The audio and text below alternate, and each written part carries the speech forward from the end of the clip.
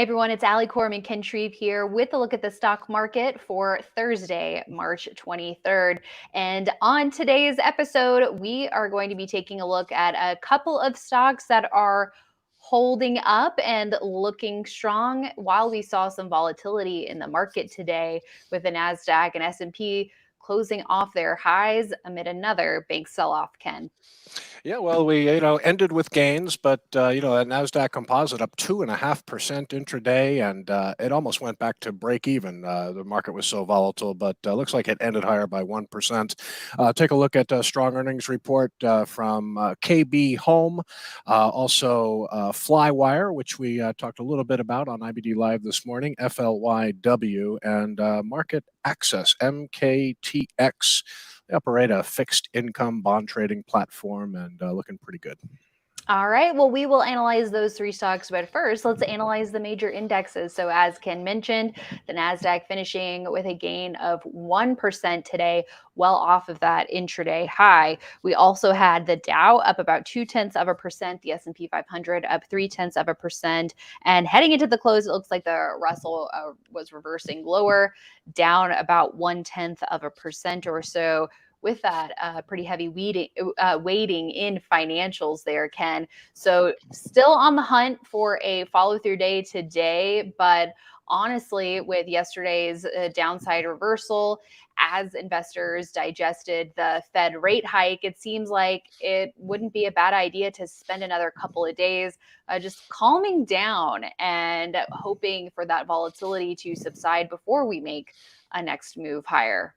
I would agree with that. I think the Nasdaq has come up pretty nicely off its lows after touching that 11,000 level. But over the past 2 days, you can see the 12,000 level has been a bit of a wall here. We had a reversal yesterday, and then, like I mentioned, Nasdaq up 2.5% intraday, and faded off high. Still ended with a gain of around 1%. But I'll tell you, there's just some formidable headwinds out there. Whether it's looking at the worst performing stocks in the S&P 500 today, they were all the regional banks down sharply, and this is still a sore spot for the market. The market is still kind of worried about contagion here.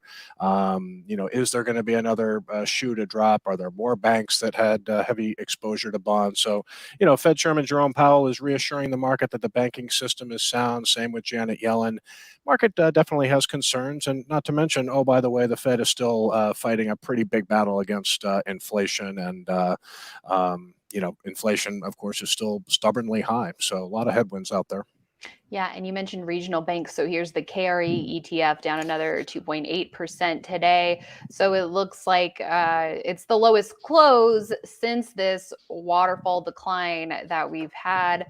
So selling not quite letting up just yet, and look at all that volume there on the downside. So that's definitely still a concern here. We looked at the Nasdaq. Let's also take a look at the S&P 500 to see where that is. It's sort of ping-ponging here between the 4,000 level, which roughly coincides with the 50-day moving average, and then trying to hold above its recently retaken 200-day line. Yeah, same situation as the Nasdaq. You've got this round number here that is just a wall. So the sooner the Nasdaq can get through that 12,000 level, the sooner the S&P 500 can get above 4,000 and its 50-day moving average, we can feel better about the possibility of a tradable rally. But like I said, the technical challenges are still there for the market. We're still in a market correction. But as I've been writing on Leaderboard, these follow-through days, confirmation of new uptrends, they often happen when they're least expected. So, and so I think a lot of people are still feeling pretty bearish about the market, and so we got to just keep our eyes out and see if we get that sign of strength. Again, the action in individual stocks has generally been pretty good. Still seeing a lot of decent setups out there. So, staying optimistic about a tradable rally here, but recognizing that there's a lot of challenges this market's still trying to overcome. Okay, let's take a look at blue chips and small caps. Here is the Dow. Hit resistance at the 21-day line and the 200-day line, trying to hold above 32,000. And IWM, which tracks the Russell 2000, undercutting the recent lows here intraday, and it looks like it too, like KRE, also with the lowest close here since this sharp drop. And then we want to take a look at the 10-year Treasury yield, which we've kind of seen all over the place lately, Ken, headed back down today. So what do we make of what we're seeing play out on the yield front? Well, I mean, I don't think the market wants to see plunging bond yields, and we had a bad reversal yesterday. The 10-year, the price kind of went below the 200-day moving average today. So I think, the market probably wants to see yields start to firm up here. I don't think the market wants to see them run back to 4%. That's not a likely scenario. But with these yields coming down, I think it's just the bond. It's the bond market's way of saying this kind of flight to safety trade where money is kind of flowing into bonds, and bond market at least is telling me that there's still some concerns out there about the economy.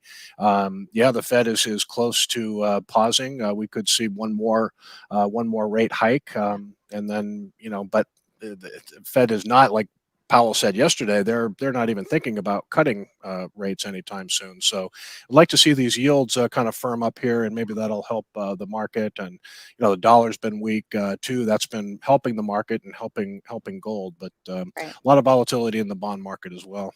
So here's a look at the dollar, and you mentioned gold. So let's go there.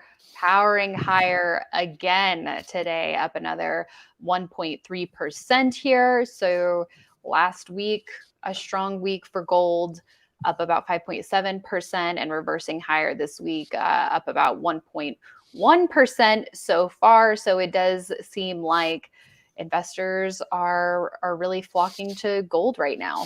Yeah, kind of flocking to bonds the past 2 days and flocking to gold. So I'm not sure the stock market bulls are happy to see these two things going on. But again, we're just kind of monitoring the day-to-day action. I think Jerome Powell gave us a lot of information yesterday when the Fed decided to hike rates again by a quarter point. But again, the weakness in the yields. There's just a lot of headwinds out there, and it's possible that we could start to get into a new uptrend here, but the market is just going to have to get more visibility on a couple of major issues here.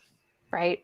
Well, home builders have been a major bright spot as of late, and we've featured several of them on the show. Let's feature another one. Here's KB Home, ticker KBH, up almost 8% on its earnings report today. Some strong volume coming into the stock as of late as it forms the right side of the base. So we've seen a lot of home builder names not only rally off their lows from Q4 last year, forming a pretty constructive bases, and now making a charge higher again.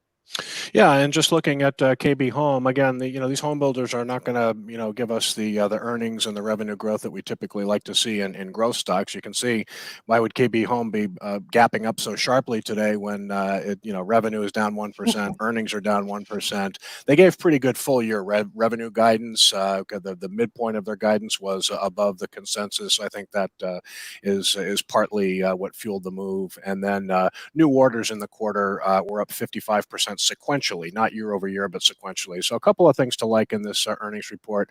The move in the group, I mean, this has not been one or two stocks leading in the group. There's been a lot of stocks powering higher here. And in terms of KB Home, we look at the weekly chart. It's made a huge move this week. Yeah. So as it kind of approaches its prior high there.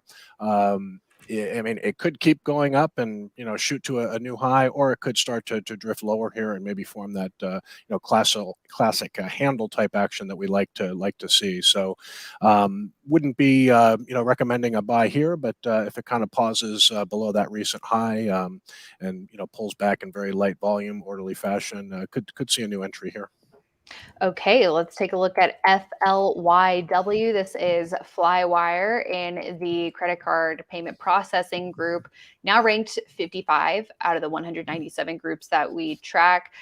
Pretty quiet action today, but if you see as of late, especially since the most recent earnings report in, when was this, late February, early March? So yeah, 1st of March, strong volume coming into this stock as it continues its turnaround here.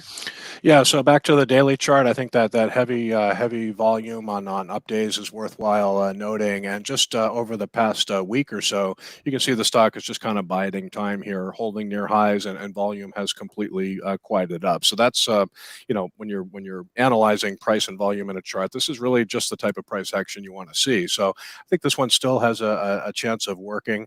I love finding companies that have these really lucrative niche markets, because there's a lot of payment processors out there. Yeah. Like this Flywire is specifically, cross-border payments, and their main market are college students. And I was reading a press release. They have some 900 colleges that they cater to, and you can see the revenue growth has been very, very impressive. The company is just on the verge of profitability.